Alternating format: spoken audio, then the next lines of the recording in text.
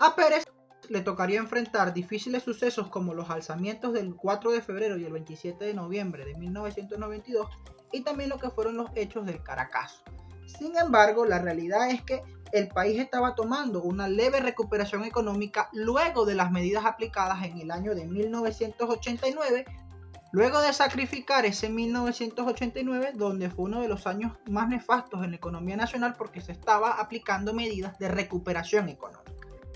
Sin embargo, aparte de estos dos sucesos, habría también otras cosas a las cuales Pérez le tocó enfrentarse, como una grave resistencia empresarial que estaba acostumbrada a tener monopolios y oligopolios, el control de la economía nacional, pero Pérez estaba impulsando un sistema de competencia, con lo cual habría que competir por precios y por la calidad de los productos, cosa que afectaba al bolsillo de los empresarios en nuestro país. Junto a un rol muy desalentador de los medios de comunicación que estaban siendo, por supuesto, apalancados por los empresarios, generaría una grave situación de descontento popular. Pese a que el país tuviese una leve recuperación económica, y esta leve recuperación económica la vamos a explicar de la siguiente manera. Fíjense que para 1989 el país tuvo una contracción de un 13,9% de su Producto Interno Bruto porque se estaban aplicando medidas, reformas económicas. Sin embargo, es de destacar que ya para el año de 1990, 1991, 1992, el país tendría una recuperación muy importante de lo que era su crecimiento como economía.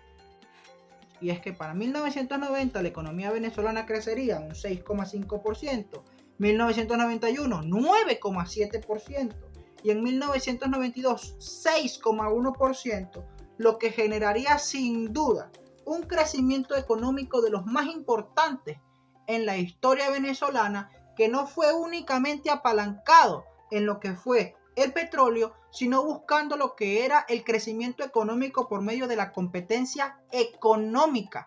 Y hay que decirlo, Pérez tuvo bajos ingresos también por ingreso de lo que fue la renta petrolera, y pese a esto hubo un constante crecimiento económico, el cual no se reflejaría en 1993, donde hay que decirlo, los bajos precios del petróleo impidieron, hay que decirlo, que Venezuela tuviese un crecimiento económico ese año, pero la contracción de 1993 no sería muy grave.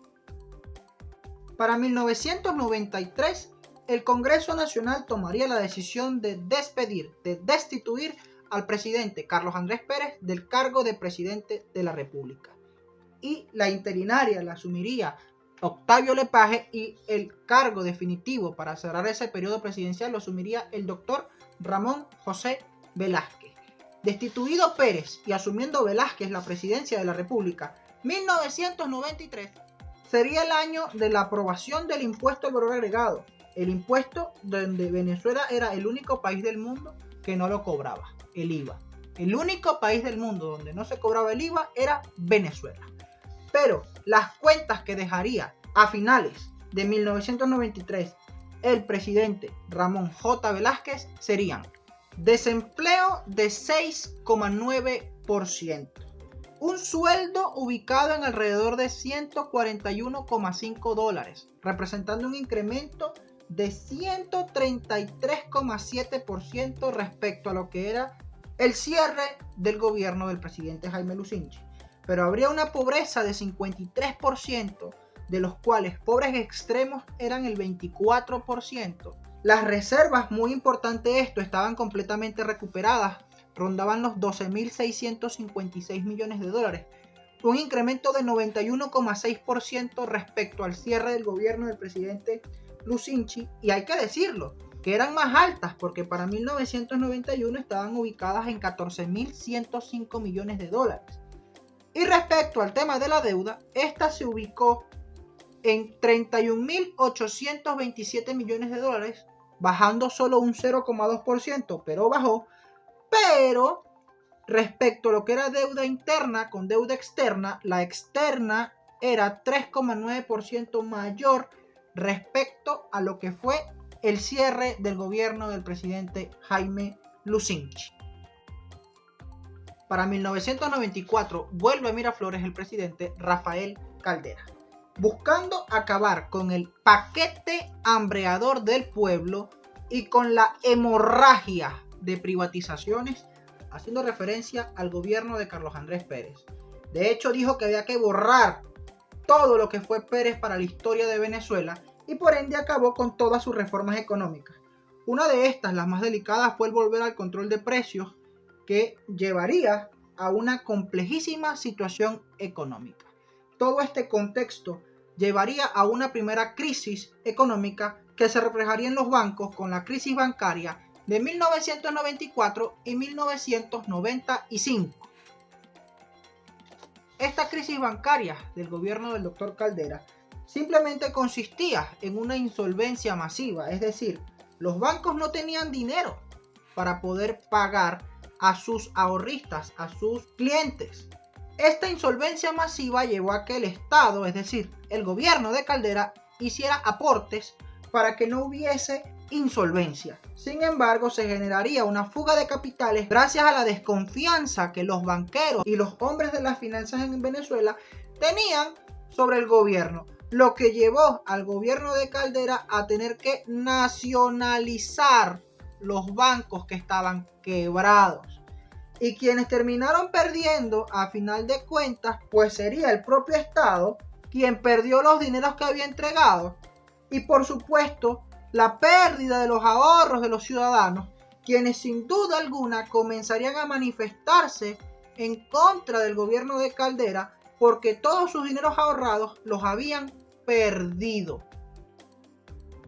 Vale resaltar que esta crisis bancaria tiene una tonalidad un poco particular. Los bancos de la burguesía tradicional no quebrarían, sino que quebrarían los bancos de la burguesía emergente. Los bancos de la burguesía tradicional no quebrarían y los de la emergente sí quebrarían. En el caso de los de la burguesía tradicional, el Banco La Guaira sí quebraría. Pero estos bancos casualmente fueron los bancos que habían apoyado la candidatura de Rafael Caldera para presidente de la República. Mientras lo de la burguesía emergente eran bancos que habían surgido en los años 70 durante la época de bonanza de la Gran Venezuela. Hay que decir además que Caldera entonces aplicaría como método de contingencia un control de cambios. Este control de cambios, en lugar de beneficiar a la economía nacional, lo que generaría es la quiebra de 60.000 pequeñas y medianas empresas. Además, para finales de ese 1995, la situación era tan compleja que las reservas habían bajado en 23,2% respecto al final de 1993, ubicándose en 9.723 millones de dólares.